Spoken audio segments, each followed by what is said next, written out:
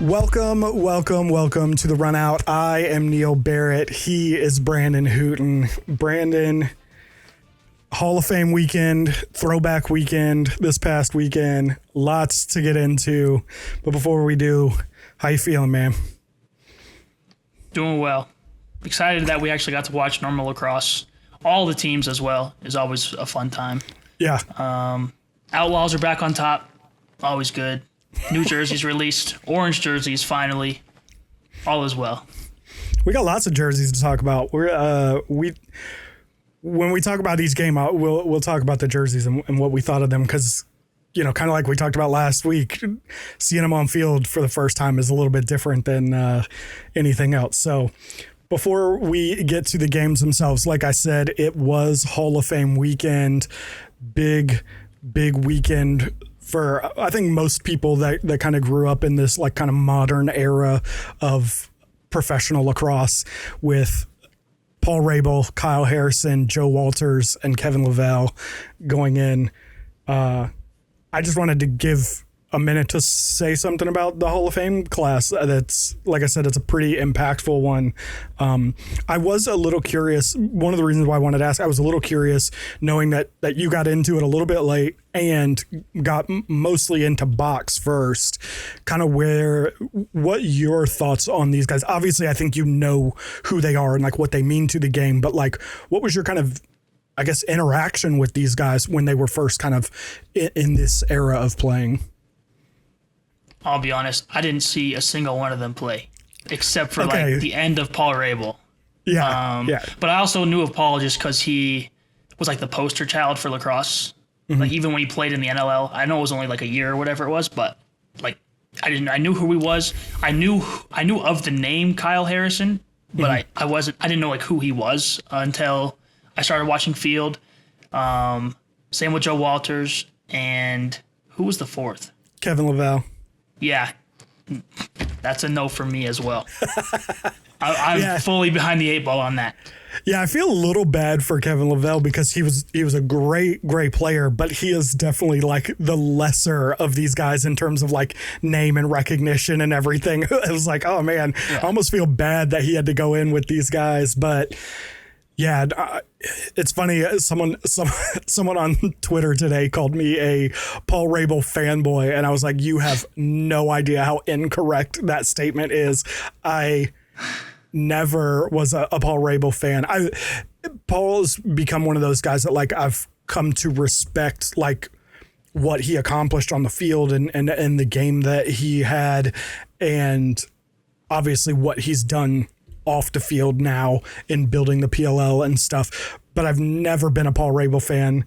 I'd never liked Hopkins, never liked him. I have had very few interactions with him, and I wouldn't say they were bad, but they weren't particularly good. So, you know, Paul Rabel's a little tough, but Joe Walters and Kyle Harrison, especially. Kyle Harrison was the first guy that I watched and was like, oh, he sees the game the way I see the game. And if listeners remember the interview that I had with Kyle, we talked about that, about, you know, coming from basketball and seeing the game the same way. And Kyle was a guy that went to Hopkins and I hated him. I didn't hate him. I hated seeing him line up against Duke. He crushed us. That finger wag was a nightmare of mine for a long time. But him and Joe Walters were two guys, again, horribly. More than I dislike Hopkins, I hate Maryland. Being a Duke guy, it's like ingrained in you. You hate Maryland. And both Joe and Kyle were two guys that like I hated what they did, but I couldn't hate them. Like I loved their games. They were very impactful guys for me. And I was thinking about it this weekend. There's something, obviously they've been retired for over 3 years now. And so obviously we knew they weren't coming back, but there was something so final about them making the Hall of Fame, and like the idea that not just that they weren't coming back, but like that we're old enough, because those two guys especially are, I think they're like a year, maybe two older than me. I think Paul's actually a year younger than me. Yeah, so there was just something about like, holy crap, I'm old enough to have been in the Hall of Fame, had I been a good lacrosse player. Yeah. So anyway, yeah, that was, I especially was wondering kind of what your interactions with them, especially maybe with Joe, because he was with the Nighthawks for so long. And I knew you. Oh, I guess that is right now that you say that. Yeah. I think I did know that, but.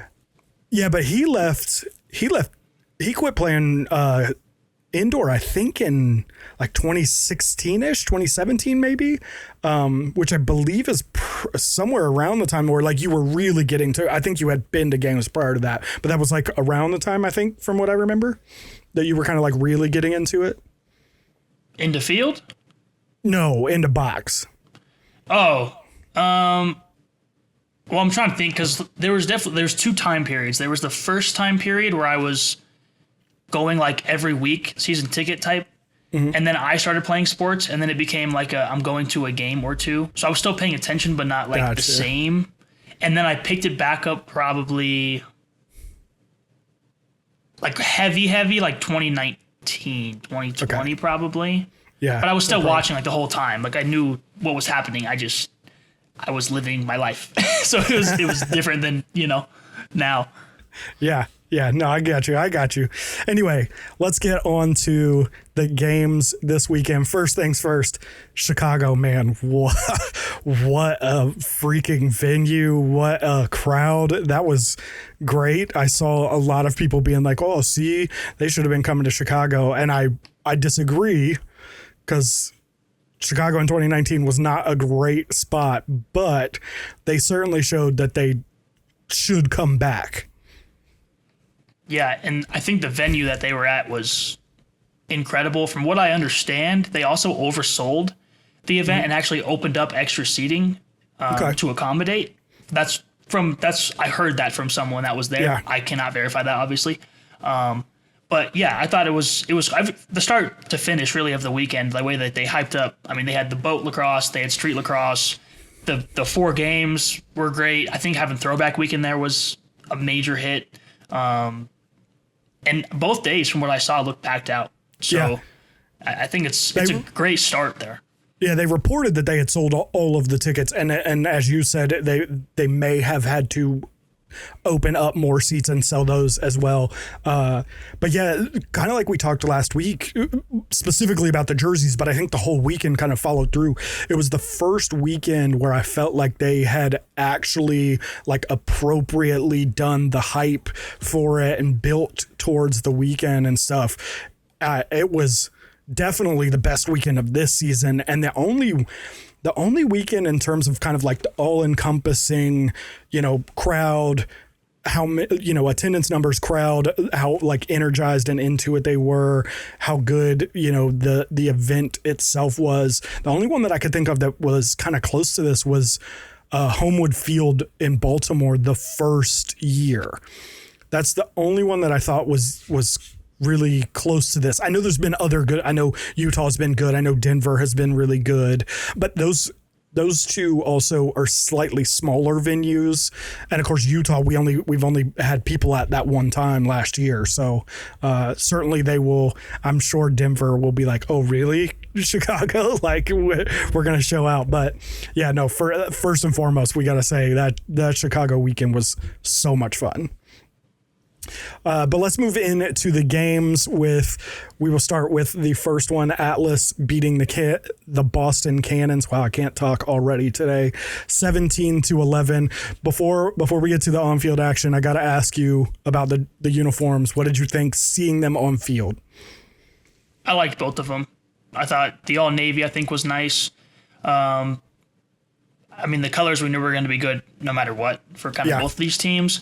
I didn't mind Boston's jerseys on field. I thought they were fine. I thought the red popped really well. I was kind of hoping they'd go with the blue chrome helmet, but, the gray is fine as well.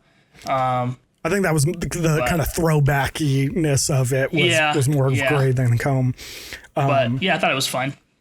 Yeah, the blue looked great. The one thing I noticed seeing them on the field was how funky those letters were. Yeah. It was kind of hard to read at times. Yeah, and Brian Costabile, the whole time he's running, I thought, like, that whole game I would see him, and I thought his shirt was, like, folded in a weird way before I realized that, no, the 2 was just, like, significantly smaller than the 6.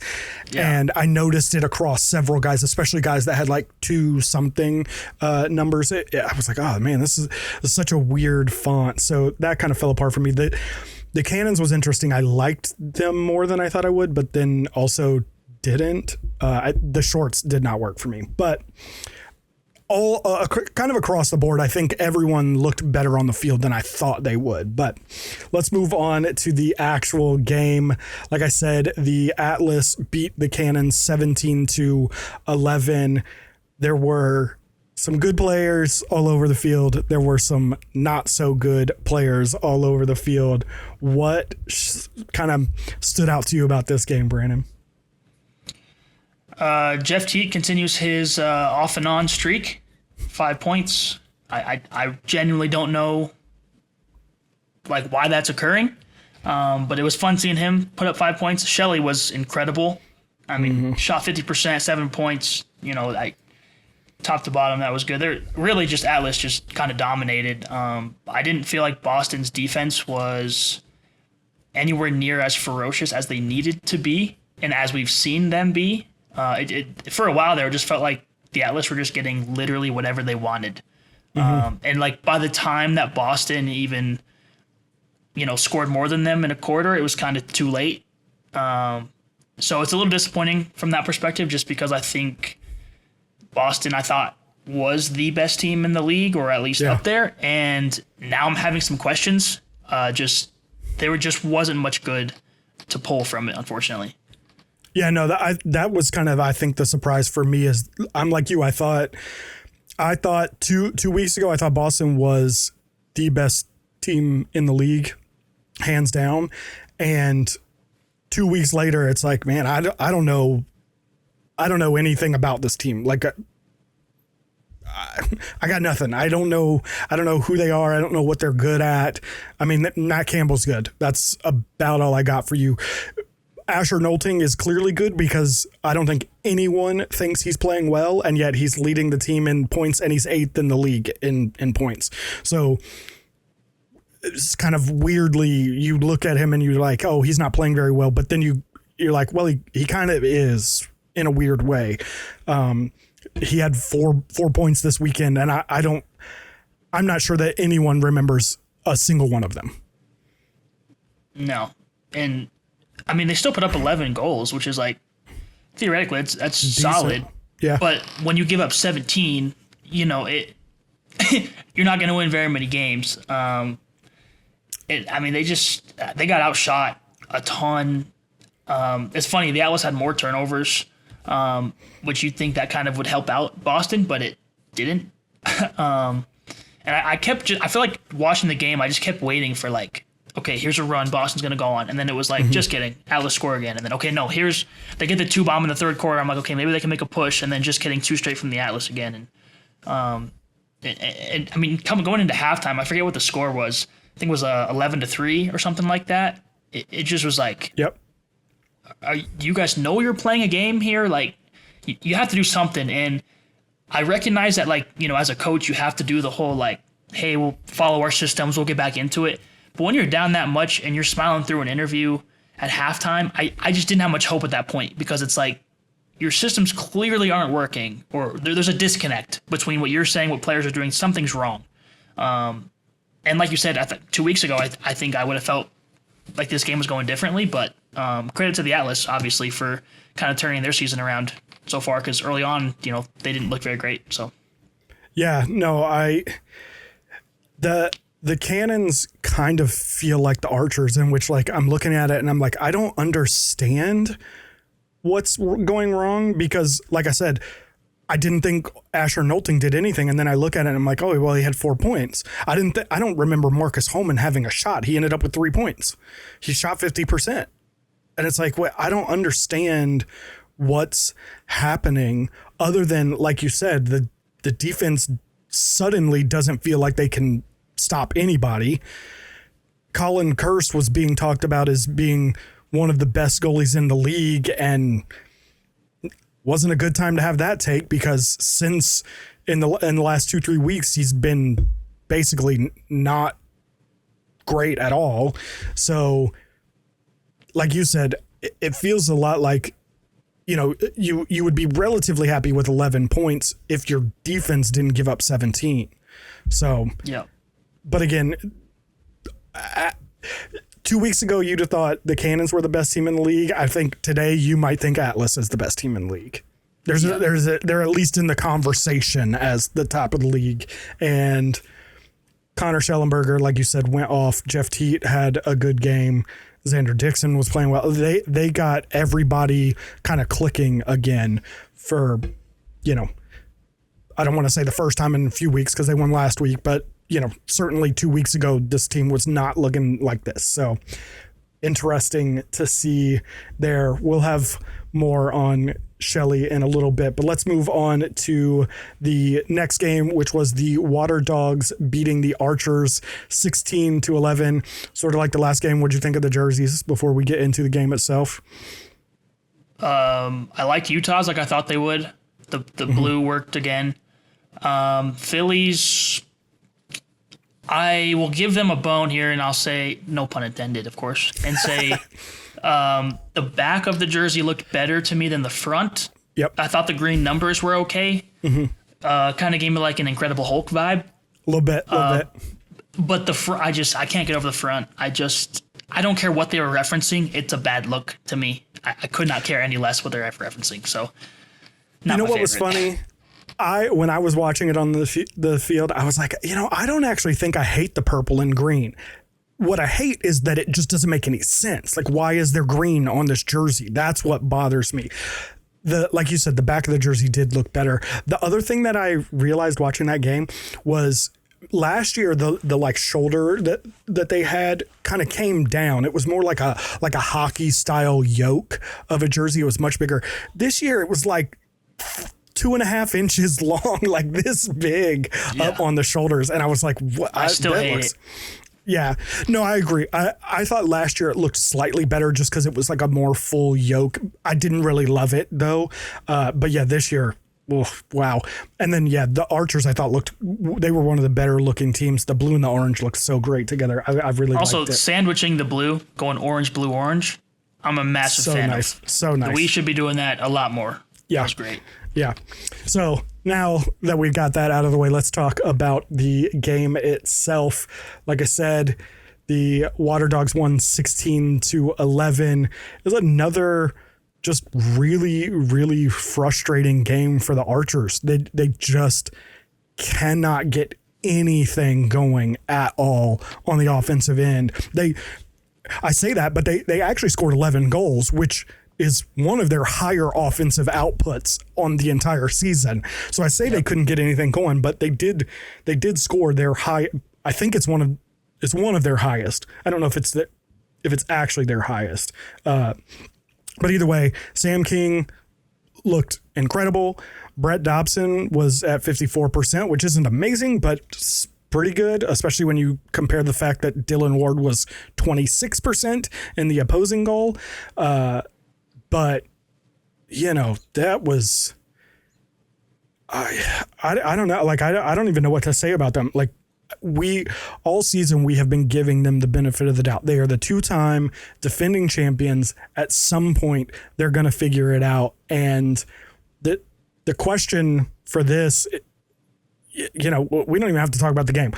The question is the Archer season over already? I wouldn't say over for sure. Again, 6 of the 8 teams make the playoffs.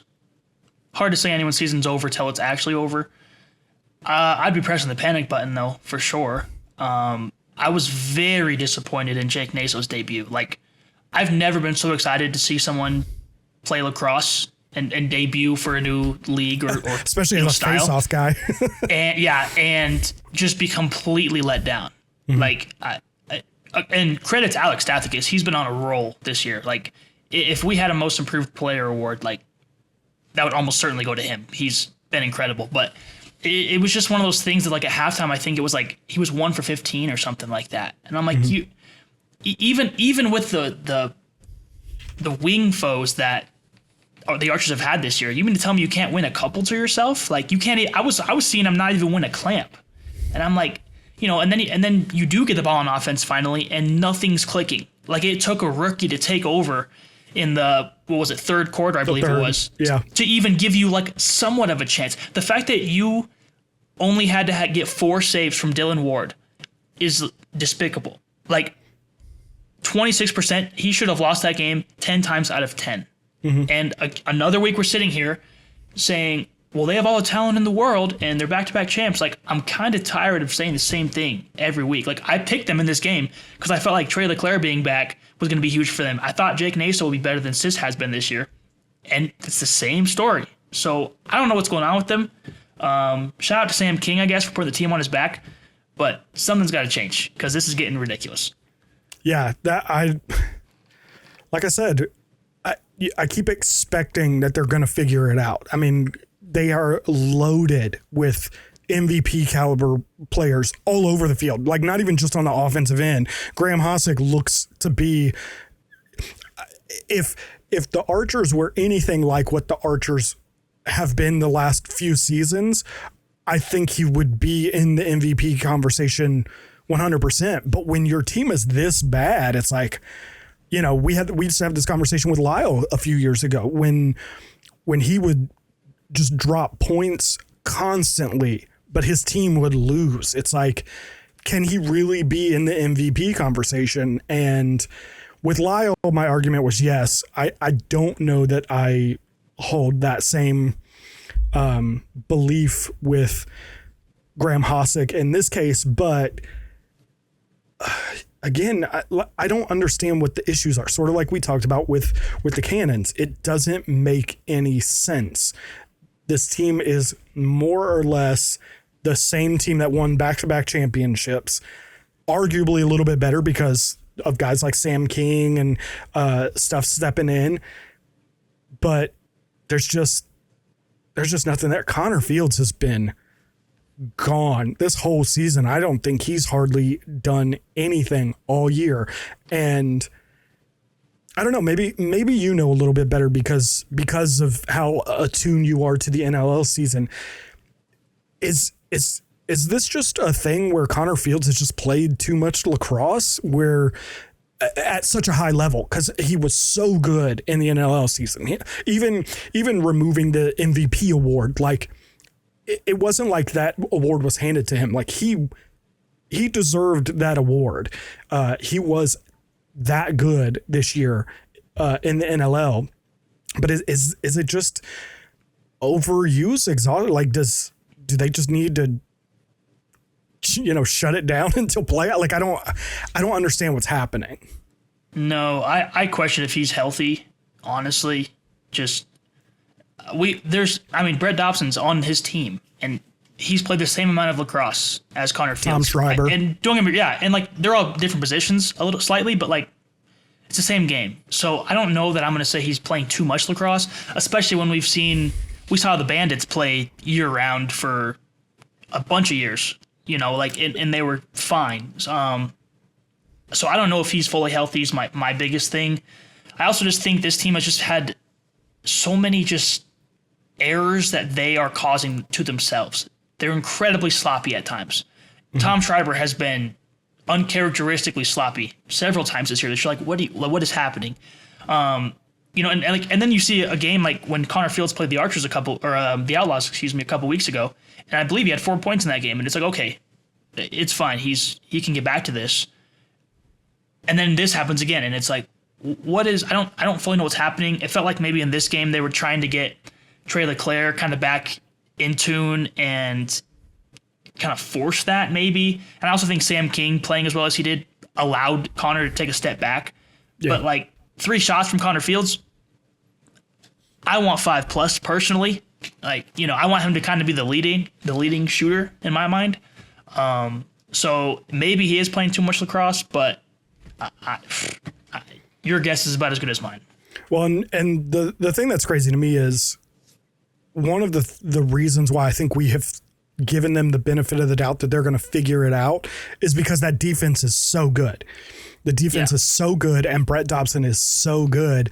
And then they play this game, and they might as well not even been out there. Yeah. I mean, Brett Dobson having to save 16 shots. Like, what else do you want him to do? That's my thing. Is like 53 and 54%, whatever it was. Like, I'm fine with that because you were getting pelted, like 4 times as many saves as Dylan Ward. That's inexcusable for an offense that has Fields, King, Ament, Schreiber, LeClaire, O'Keefe. Like, especially when you were up, not up, but I guess they're up 1-0 to start the game. It's like, and you scored on a crazy shovel goal from 10 yards out, whatever it was. And it's like, okay, maybe they're back. And then you fall again. And it's like, what is happening? Like, I wish I understood what they need to do. But I don't know if the season's over, but it's pretty close. The crazy stat here is if Dylan Ward wasn't in goal, and I'm not saying Matt DeLuca was in goal, I'm saying there was no goalie, they still would have lost the game. He made 4 saves, they lost by 5. So if there is no one in goal, they still lose by 1. That's just sad. That's insane. Yeah. That's insane. It doesn't make any sense. I was talking, in our group chat, we were talking with Jackson Van Vleck,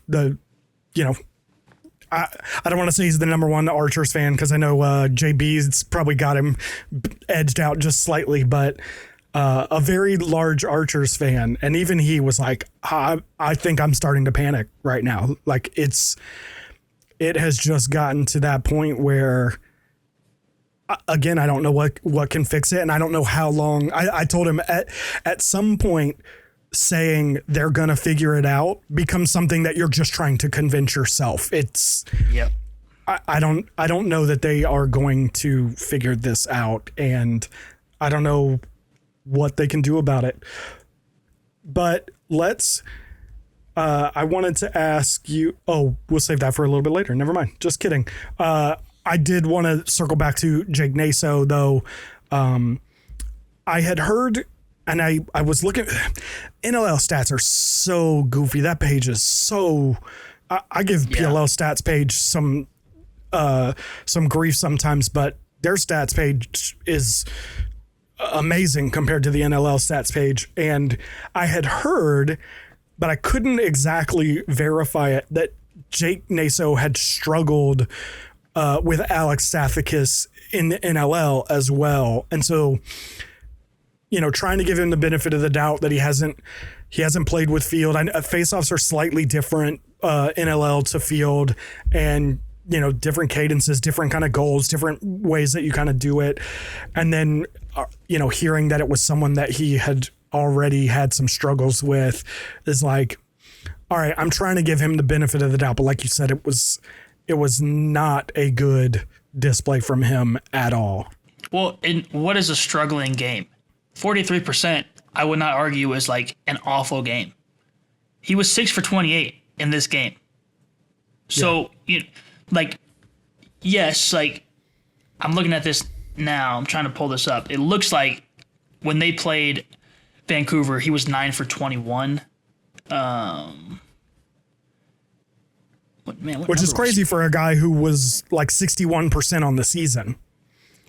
Yeah, like, and Stathakis, I believe, was 12 for 21 in that game. So it wasn't like he got like outworked completely like he did in this game. So like that argument to me is bogus. It's just, I just think he just had a really off night, and I think Stathakis is just playing at an exceptional level.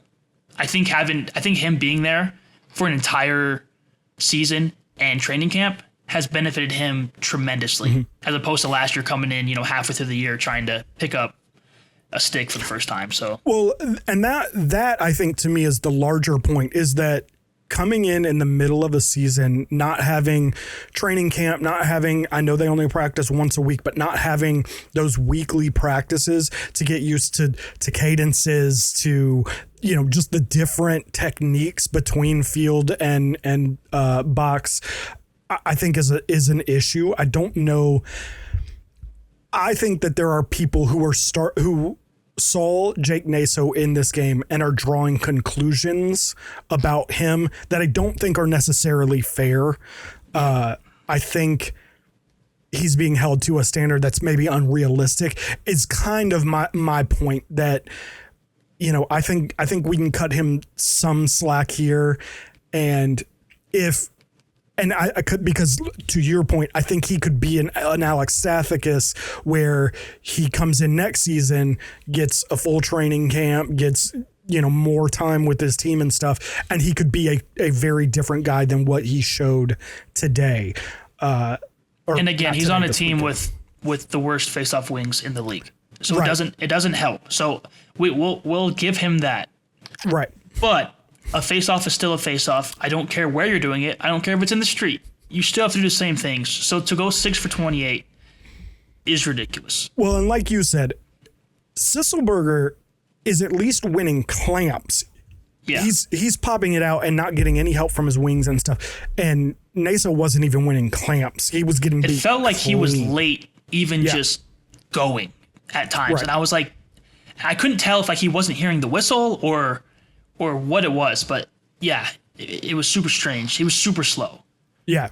So I don't know. We'll see. Definitely something to kind of keep an eye on in the future. Let's move on to Saturday's games, where we first had the Carolina Chaos taking on the California Woods, and surprising us all, I think I saw 17% of people picked the Chaos as they beat the Woods 12-10.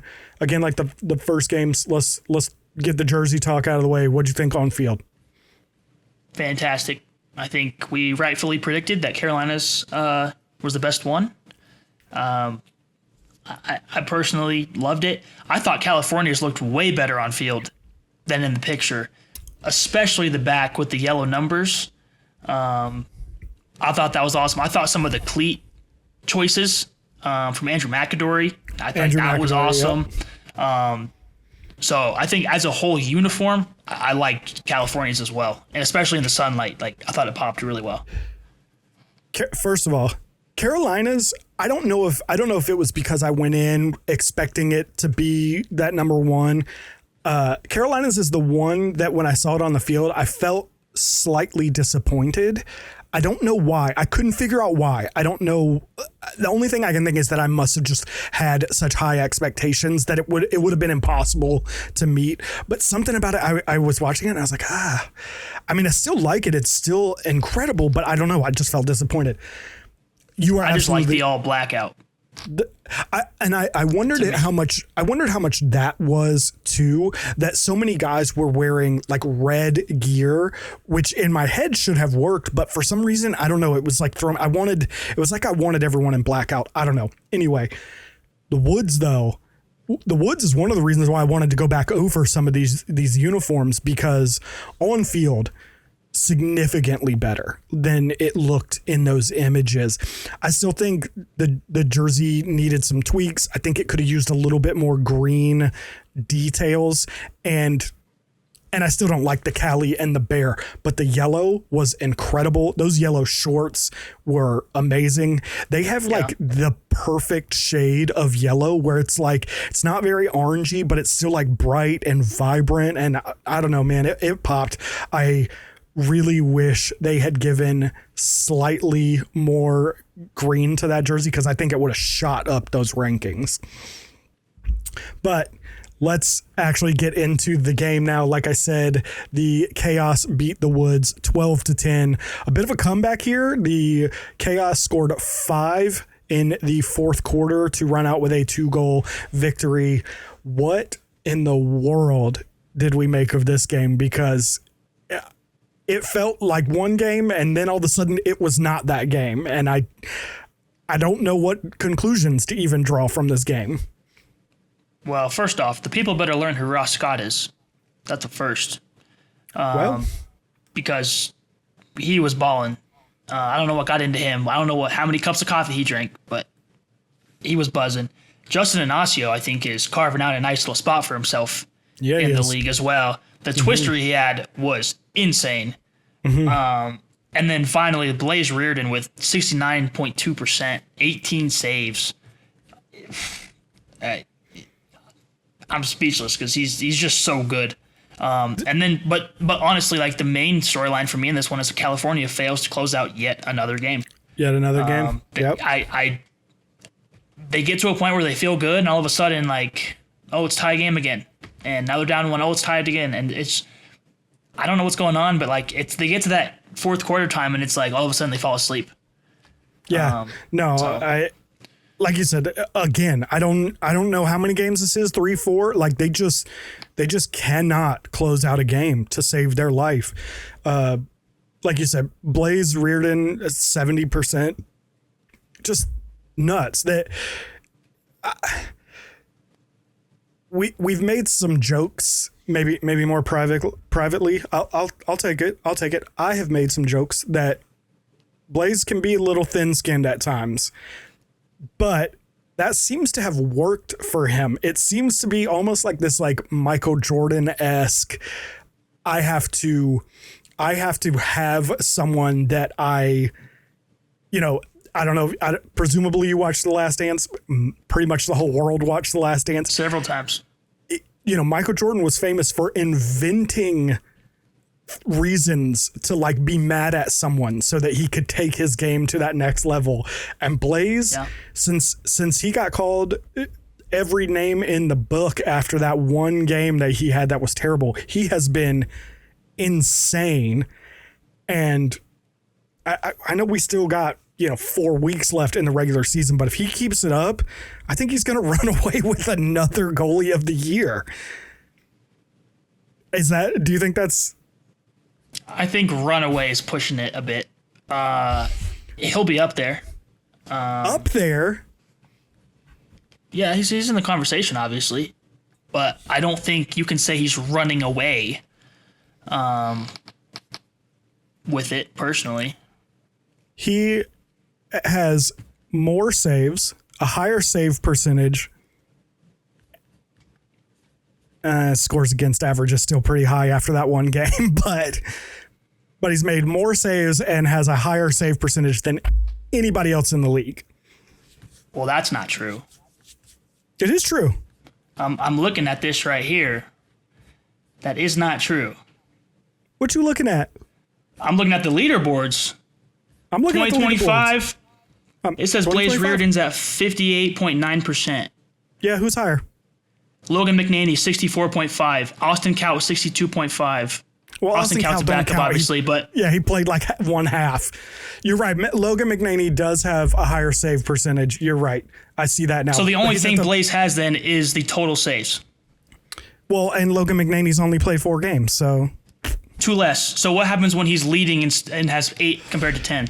What's going to happen is a whole bunch of people are going to say it wasn't a whole season.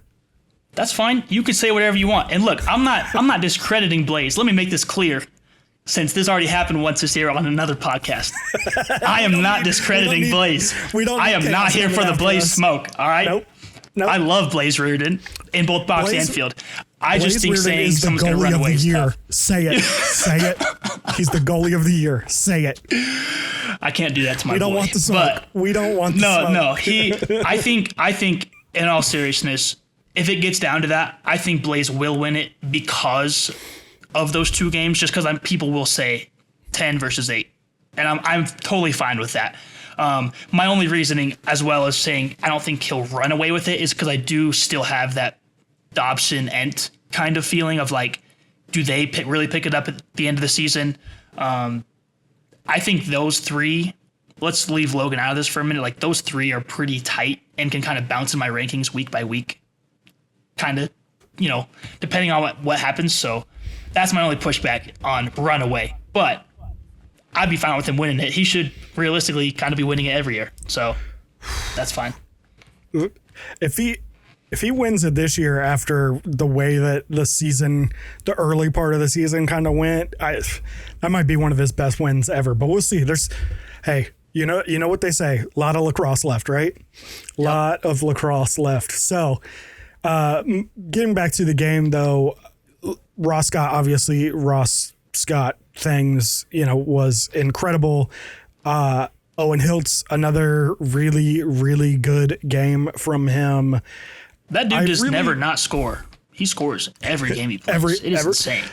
I believe it's all the way back through his Syracuse career. He has scored in every game he has played in. Just insane. And then the thing that I really like about this Carolina team is that I think they're one of those teams where having no quote unquote stars, before anyone comes at me, quote unquote, I get it. You guys got some good players. You got some ballers, but what would typically be thought of as star players, especially on that offensive end. Obviously you got Blaze, you got Jack Rowlett and stuff. There's some on the other end, but on that offensive end, I think it's kind of working to their benefit, because who's the guy you key on? Who's the guy you want to stop?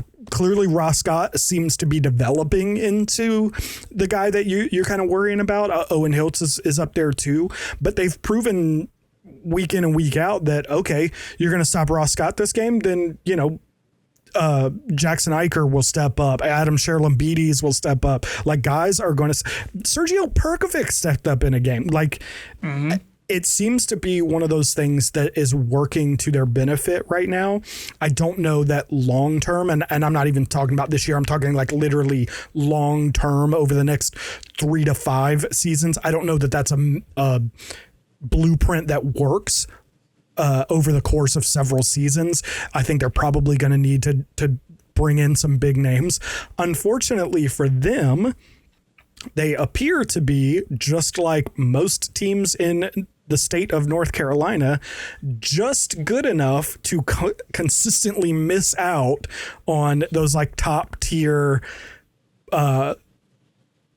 draft picks and stuff. So, everyone is pretty sure Joey Spallina is coming number 1. And I think at week 1, I think we all kind of thought he's going to be playing in Carolina, and now I'm not so sure. And they could really, I think, use a guy like Joey Spallina, especially teaming him back up with Owen Hiltz could really work wonders, in the same way that Grant Ament and Mac O'Keefe, putting those two guys back together kind of unlocked both of them in ways that hadn't been done before. So really interesting. What is wrong with the Redwoods though? A lot, clearly. Clearly. I wish I had a firm answer, but I just think they're just unsettled. I think after the start of the year, it was kind of like all that hype was kind of there, and it was like, oh, they're going to be actually really good, and the rookies are stepping up and all this stuff. And then they kind of just hit like a wall of just back to reality. Like, this isn't going to be easy every single week. Which is funny because, like, I thought Chase Erlin, I think, has kind of been much better than I thought he'd be this year. This is my first time seeing him play like a lot of games, in a row. Mm-hmm. So I'm fairly pleased seeing what he's doing. I think TD's been fine. The rookies are still playing well.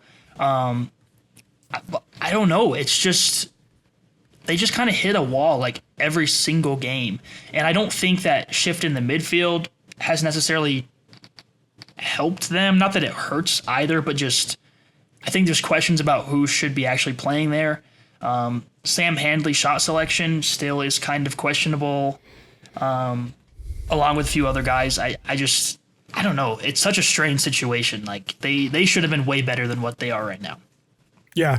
No, I feel like I'm repeating myself, but it's another one where like you kind of can't quite figure out what's wrong with them. Although I think midfield is becoming more and more of an issue for them, which is funny to say when Romar Dennis, drops a 2-bomb, and Andrew McAdory was everywhere. Sam English was everywhere, but they're just not consistently getting midfield production from the guys that they should.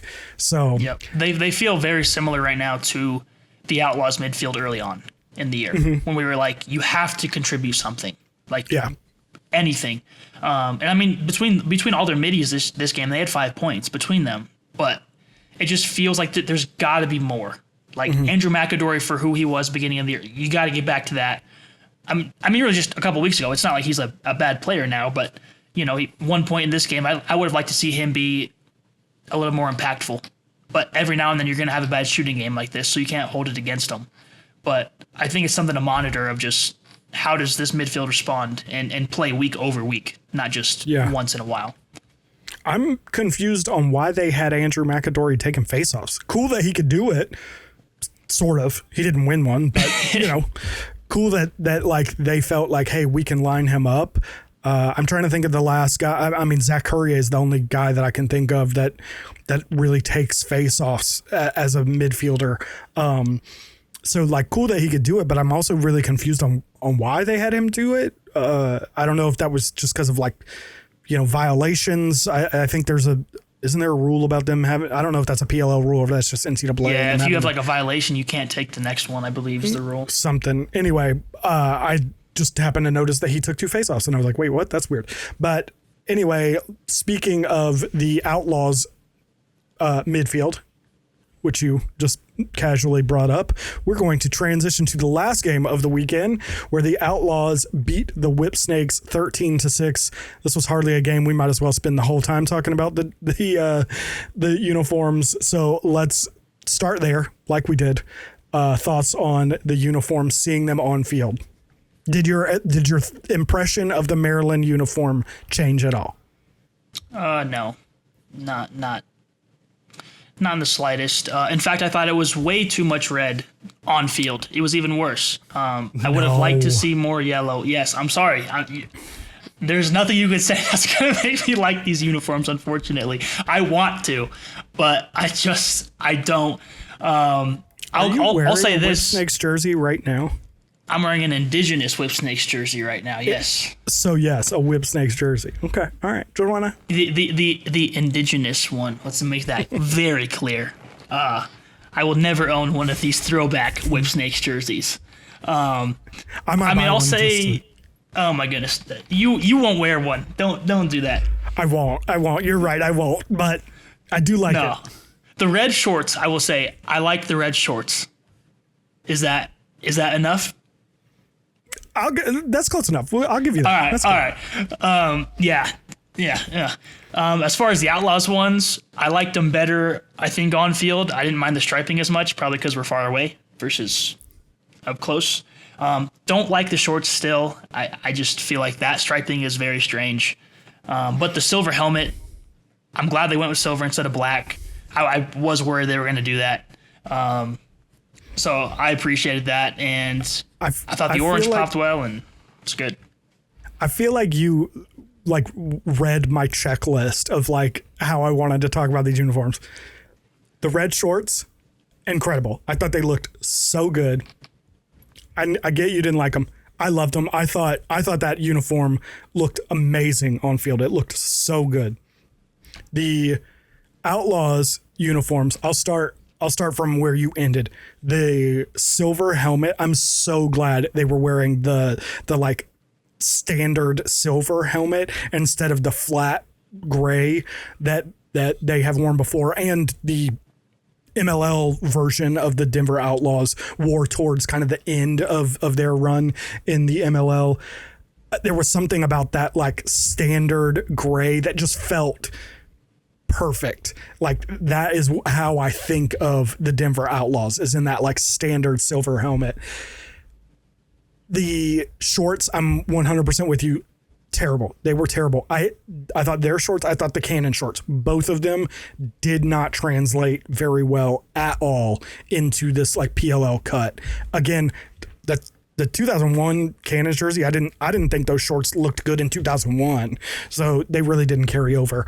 The jersey I think it looked better on field. Like you said, the striping is weird. Both that jersey and the Cannons jersey, I thought the shoulder striping was weird. And it was my issue with the 1-to-1 thing was you had to shrink them so much to fit on that like soccer cut style PLL jersey that it just looked so goofy. It annoyed me so much that you could not see the blue in the Cannons jersey from like the cameras or from the stands or anything. It just looked like red. So anyway, that's the end of jersey talk, at least until we talk about the Indigenous Heritage jerseys later. But end of jersey talk. Let's talk about the game itself. Again, wasn't much of a game. 13-6 was not even representative of this game. I think, 4 of those goals. Nope, just kidding. 2 of the goals came in the fourth quarter from the Whip Snakes. This was not a good game at all. At all. Well, I mean, for some it was a good game, but all right, for the Outlaws, that was a pretty good game. Yeah, no, the first quarter I thought was actually probably the best quarter of like for lacrosse fans, even though there was no scoring. Like I thought it was just like a gritty quarter that I felt like, oh, we might be in for a nail biter, and then it just kind of took off from there, and then the Outlaws scored 4 goals in each quarter following that. So Brennan O'Neill game finally came. We've been waiting on when it's going to be his turn to kind of pop off, and he did. Pat Cav, another 3-goal performance, 4 points. All the Taforiton offense, as I like to say, it's working beautifully right now. The transition game was awesome. McNaney was, 71.4%, 15 saves. Even Emmett Carroll, 57%, 16 saves. I thought for what he was given defensively, he played pretty well. I do think he probably should start the rest of the way for the Whips. I think they're 2-4 right now, so you don't really have much to lose. And I think getting him more reps will be good, especially if he's giving you 50+% every week. Then that's a good thing. And then my only other note really was just that Nardella was incredible again, and I do wonder really good if I like Luke Weirman as a player, but there's certain games each year that I'm like, if we just won a few more, maybe we'd be better. But also that didn't matter in this game, obviously, because the defense was so good. But not at all. Those were kind of my main points. Another game where the team that went over 65% at the faceoff dot did not win. Yep. For everyone who thinks that face-offs have never mattered more, I keep hearing that. I'm like, what makes you think that face-offs matter when this consistently happens? I'm with you right there on Emmett Carroll. I think the last 2 weeks, did he play last week? I can't remember.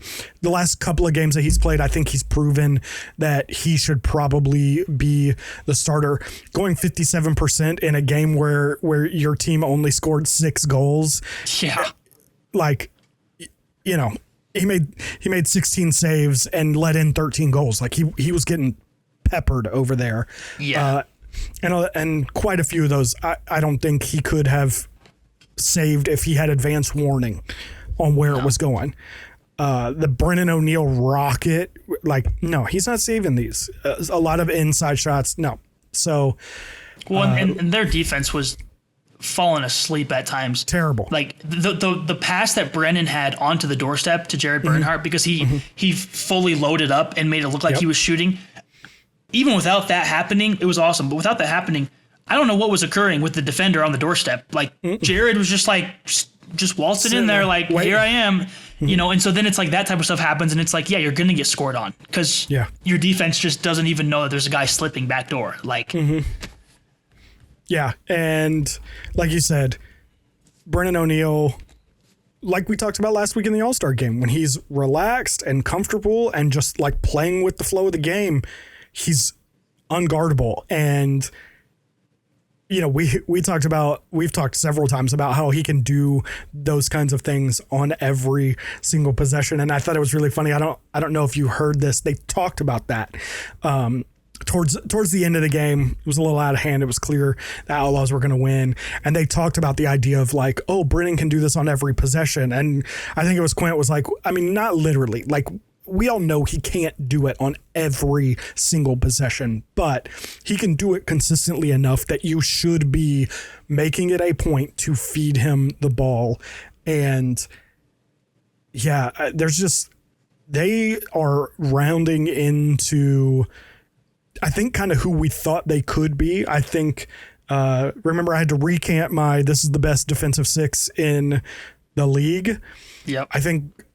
I think with the addition of Logan McNaney, they might be the best defensive unit in the league now. Or at least they're rounding into it. I know Carolina's going to say that they should be in the conversation. There's a couple of teams. There are a few teams I think you could really argue it pretty close. For sure. Atlas is another one with yep. Danny Logan and Liam Intamin. So there's a couple of teams, but I feel way better about my preseason prediction that I felt the need to recant in like week 3. And now I feel like I can recant my recant, if that is something that we do. Welcome aboard. And maybe I need to get me a Brennan O'Neill jersey. I don't know. I'm just saying. But the other thing I'll say about this game too is Pacino was lights out. Mm-hmm. JT Giles Harris, he'll never win DPOI in my mind, just because of, again, like we talked about a few weeks ago, like quantifying things that's not his game. But he's a shutdown dude. Like, he's been incredible all year long, especially in this game. And I don't know how to say this guy's name. Is it AJ Pilot? Do you know? I feel like I could have told you if you didn't say it. The second that you said that while I was looking at it, I was like, uh-oh, I'm only going to say Pilot, whether it's correct or not. Well, however you say his name. Let's say it. I feel like the defense has just been better since he's been in the lineup and more consistent, which obviously it helps when you got, McNaney, Geddes, JT, and Jake all playing well. But, I think top to bottom, that defense has been much more locked in. Yeah. The question for you brought it up. Who would you have kind of leading the clubhouse? Because like we talked about, I think Graham Hossack is another name that has been outstanding. But like we talked about, the Archer struggles are probably going to bring... I can't imagine he's not a Defensive Player of the Year finalist, but in terms of like actually winning the award, there does seem to, generally speaking, be some level of team success that's necessary for you to win these awards. So in that situation, now I'm wondering, like, okay, who's left? If we're saying Graham Hossack is unlikely to win it, and we think that JT Giles Harris, because statistically he doesn't put up the numbers that are often awarded this award, who are the guys that we think could win it? I still think Hossack has a chance despite team success. Sure. I think they'd have to finish the season like 2-8 for him to not be considered. I do think Gavin Adler on their way is up. That's true. Fair. I think Gavin Adler's up there though.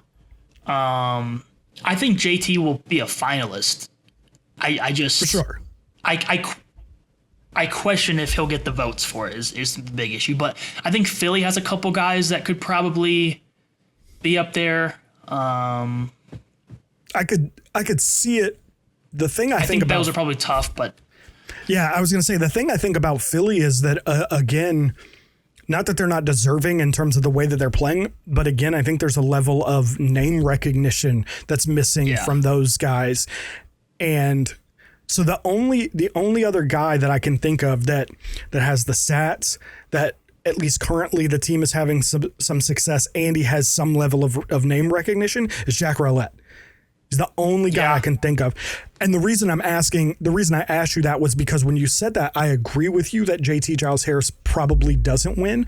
But then I was thinking, I mean, if ever there was a year where he does win, this does kind of feel like it could be the one with how good Denver has been and how well he's playing. And I think we have heard this narrative now for several years that JT Giles Harris doesn't put up the statistical numbers to back how good he's actually playing. And it feels like anecdotally that people are actually paying attention to the way he's playing, perhaps a little bit more than they have in previous years. So yeah, I think he might have a good shot, but obviously we will see.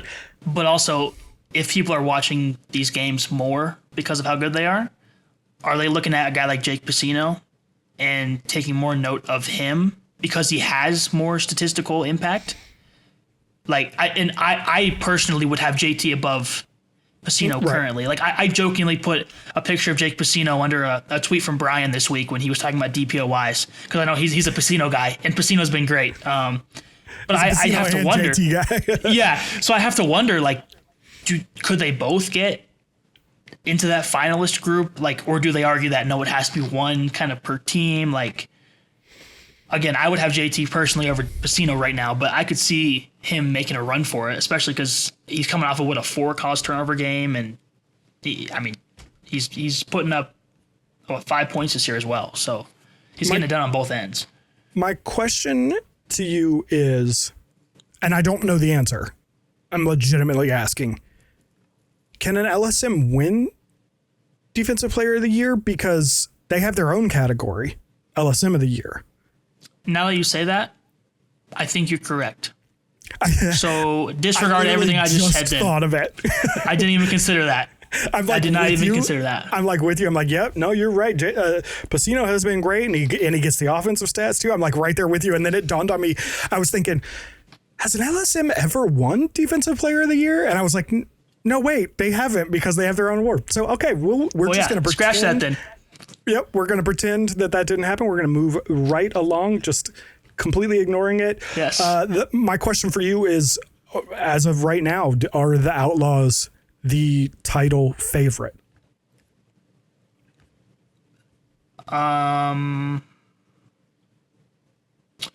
Yeah.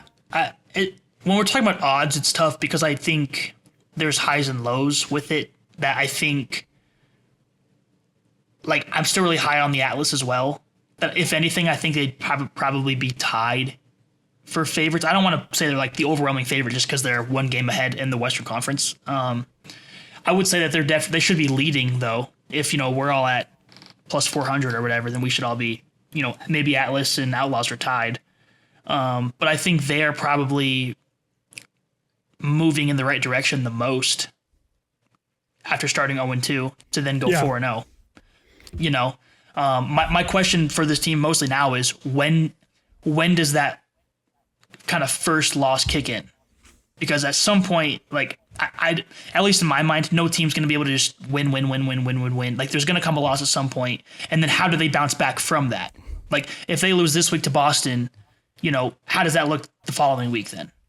And so that's why I'm hesitant to say like they're the favorite, because I'm high on New York still as well, and I still think Philly is still up there as well. Like, they've kind of been up there all season for me. So I don't know. Yes and no. It's a cop out. You just don't want to say yes about the Outlaws and jinx them. I mean, I don't want to jinx anybody. I don't want anybody coming for us, and it's. Hey, say Blaze is the best goalie in the league right now. Say it. Hey, if he wins goalie, I will absolutely say that. No, I think I have the Outlaws as the current favorite. Doesn't mean it won't change. Like you said, they lose next week against the Cannons, and it totally shoots their season in the foot. That could absolutely happen. I can see a scenario in which that happens. I can also see they lose that game and it just kind of like strengthens them, and they just march on.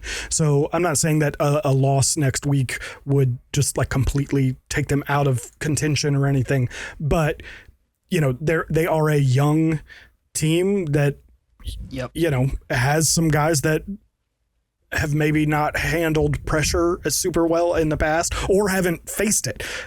I think you could argue the Kavanaghs, there's only one on this team, Pat Kavanaugh, may not have, technically experienced that. That's probably a little heavy-handed. I'm sure he's experienced setbacks in his life. But if you think about kind of the recent history of him, he ran undefeated through through the college team 2 years in a row, and then kind of didn't really play too much, dealt with a little bit of some injuries, and then didn't really play too much in Boston last year. So I don't think that a lot of what Boston went through is on him. So, we'll see what happens now that it's more on his shoulders if this kind of comes to fruition. Like you said, though, New York's right there. Philly is probably still right there. I would still think the Cannons are a maybe not a favorite at this point after losing, I think it's 2 straight now, but certainly a team that I'd be worried about it if they showed up on my roster, or if they showed up on my schedule next week. I'd certainly worry about playing them. So I think there's a couple of teams, but I do think they're at the top. I will say, though, kind of segueing, I do think adding Jonathan Donville does strengthen them that much more. So, yeah. Where do you see him playing? I'm assuming he's running midfield, which I think he was doing most recently anyway. He was. But where do you see him fitting? I mean, a starting 6, however you line them up, of Brennan O'Neill, Pat Cavanaugh, Jared Bernhardt, Logan Wisnauskas, presumably Justin Anderson, and Jonathan Donville is insane. Yeah, I think it'll probably be Van Overbeck that gets bumped in my mind. I think Justin Anderson has kind of started to find his rhythm. I think he scored a couple straight games. And then, I think Dalton Young has been really consistent. He obviously wasn't really impactful statistically in this past game, but I think he's kind of earned his spot there. Graham Bundy is spotty for me. When he's hitting 2 bombs, he's, it's Graham Bundy. It's awesome. But when he's not, then it's kind of okay, where is his spot in the offense? And then when you get a guy like Donville, I'm admittedly much higher on Donville than I think a lot of people are. Do you rotate Bundy out then?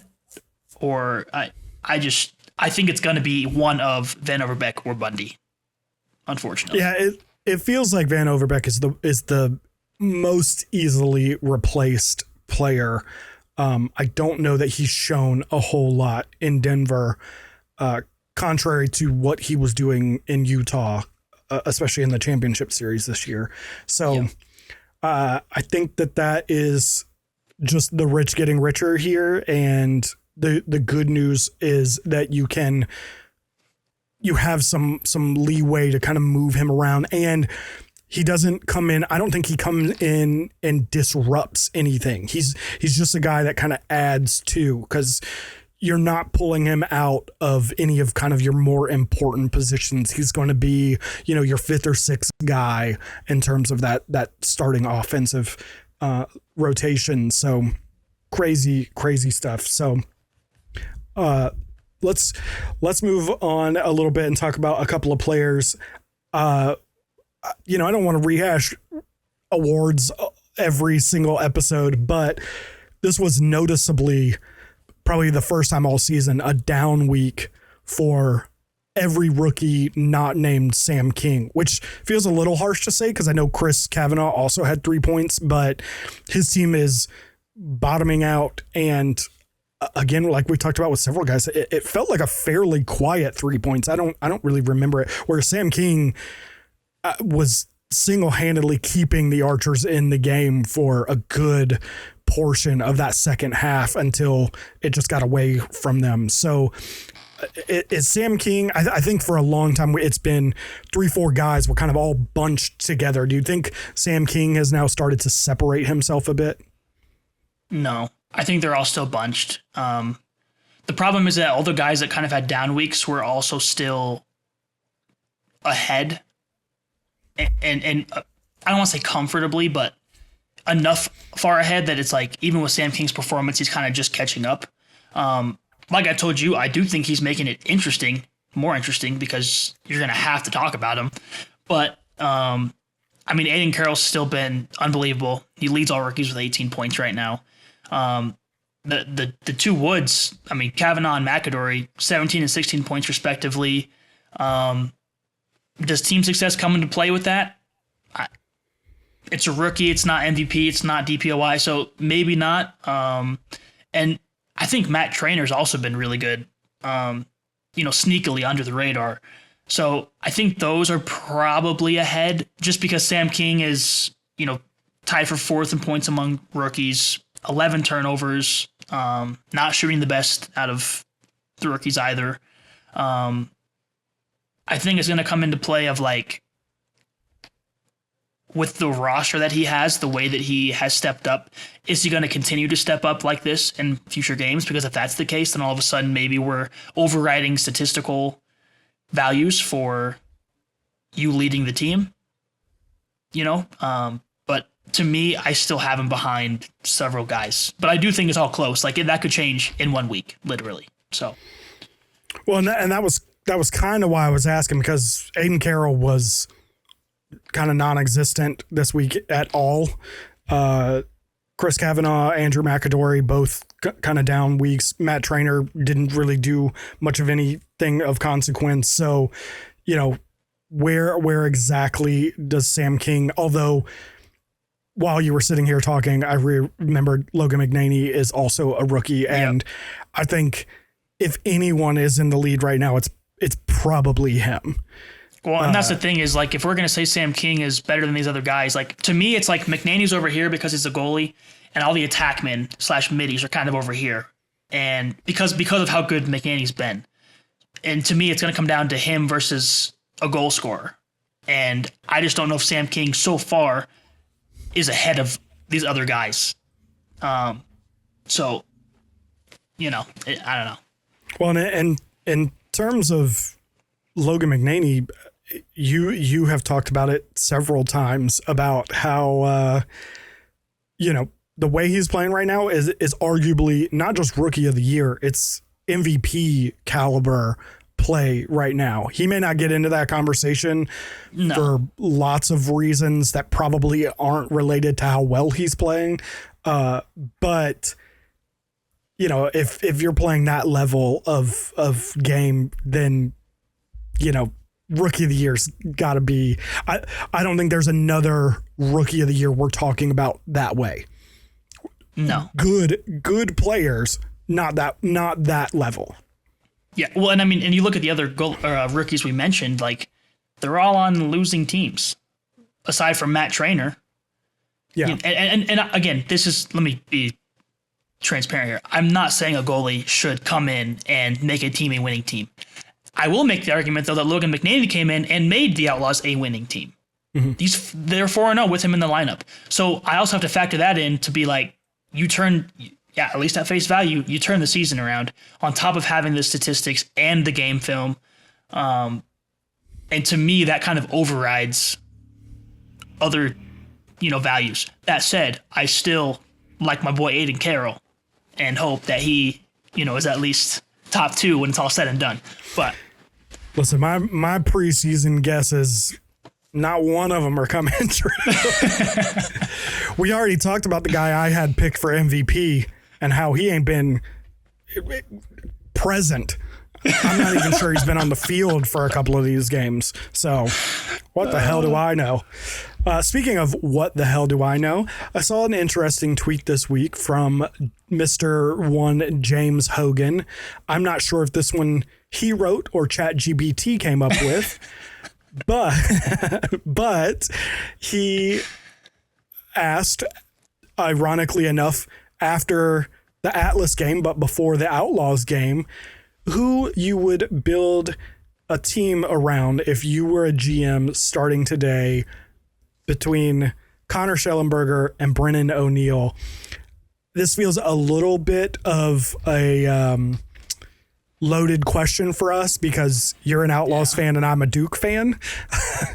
So I think the answer is pretty clear of who we would pick, but I just thought it was an interesting conversation as to maybe why beyond our fandoms, because I'm not naive. I'm not going to say that I have no biases, but I would like to think that I can remove most of my bias for Duke when discussing these kinds of conversations.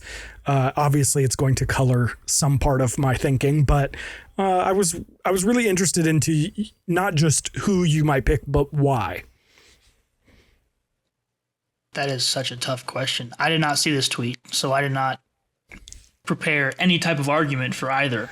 I mean, I don't think you can go wrong. I think, either if there was an expansion draft hypothetically and both these guys were available, I don't think it's like, oh man, I should have picked the other one. They're both good.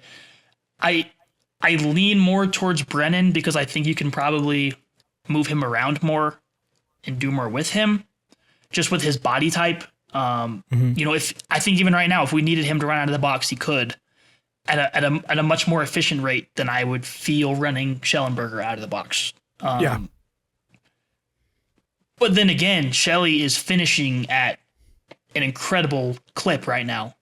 Shooting 46% is pretty good. So I don't know. I lean Brennan, but I would be interested to hear people's argument for Shelley because I think there are probably plenty of valid ones. For sure. Like you said, I don't think there's necessarily a wrong choice. I, like you, I think I would lean Brennan because of versatility, and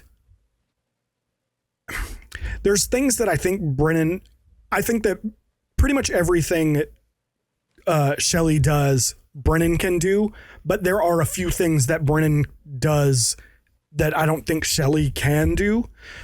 Doesn't mean that Shelley isn't an incredible player and won't be an incredible player for a very, very long time. I just think that there are a few things that he can't do, especially like you talked about. He can't be whatever it is, 6'5" and 240 pounds. Like, he just can't be that. Yeah. Another thing that really I don't think we talk enough about when it comes to Brennan O'Neill is his quickness, not in terms of like Michael Sowers level of like explosive quickness and like cutting and stopping, but his acceleration out of a dodge is so good. Yeah. And he can create 2-3 steps so well, and it's a thing I think we overlook when we talk about Brennan O'Neill, because we see his size, we see his shot, we pay attention to those things, but there were several dodges he had this weekend where he came out of them and was 2-3 steps away before the defender had kind of like processed what had gone on. And again, we're talking about Brennan O'Neill, who is more often than not drawing the number one defensive assignment. He's covered by the best defender on that team. Another thing that I think we don't talk enough about is matchups. And I think Shelley benefits from Jeff Teat generally being the guy that takes the number one assignment off of him. And again, that's not to say that Shelley isn't a great player. It's not to say that he couldn't beat a number one assignment. It's just to say that sometimes I think we don't talk about the fact that he is not getting the number one assignment. We talked about it before with the Kavanaughs and how much they benefit from being slightly farther down the pecking order and drawing lesser assignments, and how much freedom that gives them. And I generally think that Shelley gets that, though. Again, great play. We're talking splitting very, very fine hairs here. Shelley is not trash. He's not, Brennan isn't head and shoulders above him at anything. Well, he literally is, but okay, fine. He towers over him. Sorry, I had to. It was there for the taking. I had to. All right. Fair enough. That's a good point. He does. And, honestly, Shelley's 6'1", so it's a good couple of inches, but he's, if I stood next to Brennan O'Neill, probably in his armpit. you know, if that. I should see when in Boston. I should see if I can get a picture with Brennan O'Neill. We'll see. Yeah. I'll probably be in his armpit. I'll be eye level with his nipples or something. I don't know. We'll see. That was a weird thing. That's a weird sentence to say on a podcast. Anyway, let's move on to. Well, let's move on first to what happened a little bit earlier today with the Indigenous Heritage drop. One of the things that we look forward to the most. Not a ton to talk about. If you saw last year's, you basically know what they look like this year. Just imagine them in the opposite color, more or less. Let's just say who's your favorite and who was your least favorite this year? My least favorite, man, I'm torn between a couple. The Atlas one's confusing for me because the bull on the front already has horns, and then there's like more horns looking on the sides. So that for me is really frustrating. The Chaos is just very plain. It's an awesome scorpion logo, but it, and then the other one I'm torn with is the Boston jersey. That's to me that's my least favorite logo of the bunch, and then the sleeves are pretty standard as well. I'm gonna go. I think my least favorite's probably New York, despite me loving their colors, just because I can't unsee the double horns. The double horn. I can't. I don't know why. So yeah, that's probably my least favorite. My favorite, obviously love the orange Outlaws. I've been asking for an orange jersey for 2.5 years now, so I love that. So for me, it's between that and, funny enough, the Woods. I really like the brown. Yeah. Just because it's different. I feel like we've seen them wear the whites, the greens, yellow. The championship series. Yeah. So I just like seeing something different. I think it would benefit from having a little more yellow somewhere to break up the kind of darkness of the green and brown. But yeah, those. And then also the shout out to the Archers as well. I think that blue and orange is it. I'm a Bronco fan. It's built into me. It's awesome. So. Yeah. First and foremost, I got to agree with you that the brown needs more yellow. I think brown and yellow work really well together, and the lack of yellow, I think, is hurting this jersey. I'm really glad that you said that, because I've been looking at that jersey and been like, I feel like I want to like this, but I just kind of don't. Like it's playing. And I think you're right. I think it's the absence of more yellow on that jersey would have really, really made it work. I agree with you on the Atlas. I agree with you. For me, all of these are, again, basically what they were last year, only all of them are worse. I think across the board, they are worse. And I think the largest reason why I think that is because I think that these designs were designed specifically for the color jersey that they were going to be on last year, and they didn't change that at all. They didn't change any of the colors. All of these colors are exactly what they were last year in terms of what's on the actual logo. Just the material color has changed. The Chaos went from a black jersey to a red jersey. The Whips went from a red jersey to a white jersey. Everything else is the same. And I think that they suffer from that. Plus, I will also admit a bias here. You guys had an opportunity to drop something cool and new, and you just went with the same thing from last year, which is kind of a theme that, again, at some point, probably at the end of the season, when we don't have to talk about games every single week, we're going to have a larger conversation about this PLL season. But it left a little bit to be desired. The designs are great. I love that they actually hired I'm totally blanking on what tribe he's from, but an actual native artist to design these. I just wish that they had maybe done it again. I liked the idea of like a native artist from the area where the game is being played, kind of designing something in their kind of look and feel and artwork style. That being said, I agree with you on the Archers. I think it is one of the better looking ones. I think like the Whipsnakes and the Water Dogs as well. Though we didn't mention the Water Dogs. I think that one looks really cool. It's one of the cooler logos too, I think, with the dog print. And again, they're another team too that has another color now in their jersey arsenal, which is fantastic. Yes, with the black. Yep. Yeah, I forgot they're not wearing black this year. It's all purple and white and green apparently. That's what, you know what? That's what this is missing. Some green. Just slap it on there in the middle for no reason.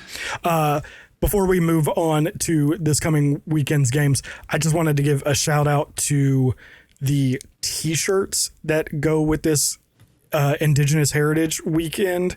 The sweatshirts as well, but especially those t-shirts. They did these like beige t-shirts with the logos on them, with each team's Indigenous Heritage logo, and I love them. I think they're so cool. I want every single one of them. I'm not gonna break the bank to buy every single team's $35 jersey, but I see also now that they have added a PLL version. They literally just did that. They literally just did that. There. Well, it's funny because several of us were like, yo, the PLL Indigenous Heritage logo that they apparently did this year. I don't remember them doing that last year. That looks like they created it for this year. We were like, hey, we need some gear with that logo on it because the logo's sweet. And clearly they were listening because they've added, that was not, I've looked 3 or 4 times throughout the day. It was not up until just now. So really cool. Definitely check those out if you are inclined. Let's move on to the actual games on the field this weekend.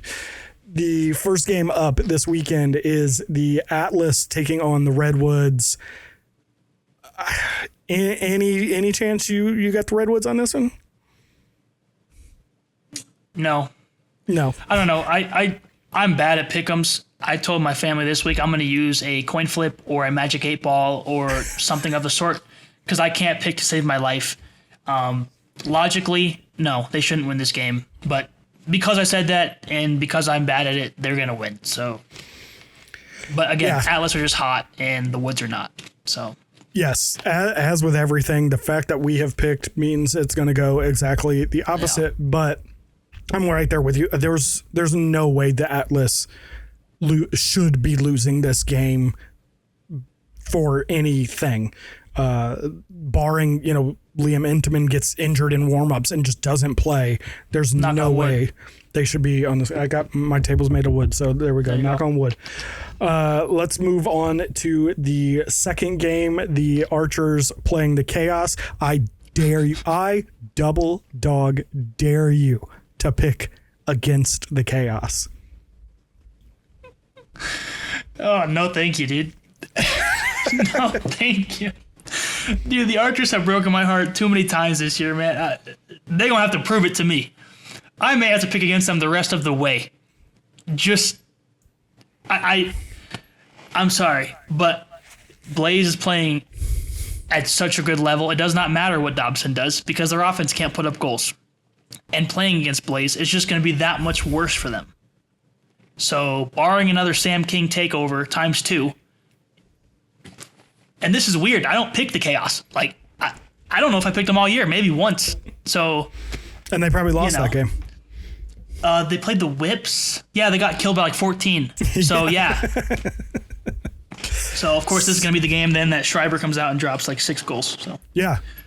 Yeah, I think this is going to be one of those like trap games where everyone's going to be like, nope, Chaos are rolling, Archers are flat, and all of a sudden it's going to be a lot like that Maryland game. They're just going to blow the doors off of them. Blaze is, of course, the best goalie in the league. I feel like I need to like cross myself when I say that. But I'm going to... Part of me feels like I should do like you and say the Archers are going to lose and pick against them just to see. But I'm gonna say the Archers pull this one out barely. I think that defense is going to be on a little bit of a mission, and we'll see. Blaze is, of course, the best goalie in the league, though. I just want to say that one last time before we move on. to the third game. Again, this is Connecticut weekend, Indigenous Heritage weekend. We are getting all 8 teams. So the next game is the Cannons taking on the Outlaws. Who you picking? Because you have a history of not picking the Outlaws in order for them to win. Well, I did pick them last week. I don't know if I picked them the week before, but for sure last week, and they won. So I think I'm breaking that curse, I think. Okay. I don't know. This one actually is really tough for me because I still think you can't overlook Boston. And if they put it together like we've seen them be able to, then this could be a tight game. I lean towards the hot team with the Outlaws. But like I said earlier, at some point, I do think the streak's going to come to an end. Does it come against a team like this? Or does it come next week against, a Utah team that's not as, So, I don't know. I lean Denver, but I'm hesitant as of now to fully say they're going one way or the other. Yeah. I don't know. Yeah. I'm with you. I think I still feel like the Cannons are one of the better teams in this league. And like you have said, a loss is probably coming to the Outlaws at some point. And you also got to feel like the Cannons are going to really be looking for a win this week. I don't know. I still kind of feel like the Outlaws, though. I don't know. I think I'm going to ride with the Outlaws, knowing. Well. And one more thing that we didn't even think about. If Jonathan Donville plays, this is a revenge game. That's a fair point. That is. I don't think he plays. A fair point. But if he does, just put that out there as well. Do you think he doesn't play this week because they're trying, they're going to kind of work him in slowly, or is this a Will Manny? Who's the other one that the Cannons? Jules, yeah. Do you think it's a Will Manny Jules thing where they pick him up and then they don't really play him? No, you think they're going to play him? Yeah, it's going to take their time. I wouldn't be surprised if he plays this weekend. I just personally don't think he will, just because I think it's going to be one of those things that's like, hey, we just brought you on, let's get you learning the offense and whatnot, and then next week, because he's a good player no matter what. And I don't think you claim him if you don't have a plan for him necessarily. And this is Jules can still play. Will Manny can still play. Jonathan Donville's considerably younger. It makes more sense in my mind that he will play the rest of the way, at least after this week. Okay. All right. Yeah. No, that's fair. Maybe I'm completely off though. Who knows? No, I think it makes sense at least, and I can't fault a argument that makes sense, whether it turns out to not be the case or whatever. I can't, if you've thought it through and it makes sense, it follows a logical pattern, I can't really argue that. So yeah, all that to say, I am going to run with the Outlaws for this week. Let's move on to the last game of Indigenous Heritage Weekend, where the Whipsnakes will take on the Water Dogs. It feels like another one where it's do the Whipsnakes have any shot? The last time I said that they didn't, they beat the team by 14. So yes, but no. One thing we did not talk about at all when talking about the Whips game earlier was Rob Pennell. And they did something in this game that they hadn't done this year, and that was in the second half, they pulled him off of the attack and ran him out of the box some. I don't know about you. I thought that offense looked considerably worse without him. It must be said, some of that at least is probably due to him not, or them not having practiced without him playing attack and them trying to feel it out. And with more time and experience in a system running that way, they could probably figure it out. But I thought that team looked considerably worse without him. There was one stretch in the last, I think, 5 Whipsnakes possessions of that game, admittedly, again, very late in a game that they were not going to win, but they had 5 possessions where he didn't even come on the field. He didn't even run out of the box. He was not on the field at all. They had 3 shots that sailed at least 10 feet over the top of the goal. They had 2 turnovers, like just bad turnovers on simple exchanges. And then I think 2 shot clock violations. They looked awful. As much as people want to call him a glue factory guy and stuff and claim it, I don't think the issue is him.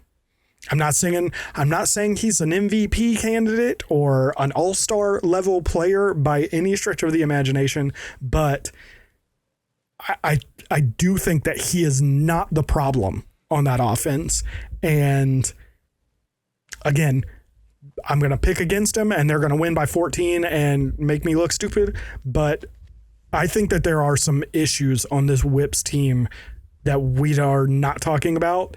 And they're going to become more and more apparent over the next couple of weeks. And I think Philly should definitely win this game. Yeah. Yep. I signed off. I agree. Yeah. Yep. All of the above. All of the above. Touche. Yep. Gotcha. All right. Well, anything else? Nope. Pretty basic week this week.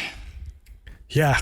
No, it's I feel like I ranted and just killed the mood of the pod. I mean, everything you said was correct. I just have nothing to add. We'll give Blaze a few more Hail Marys. How about that?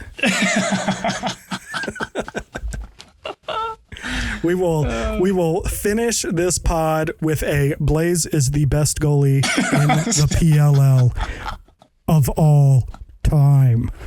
Well, yeah, that's 100% fair.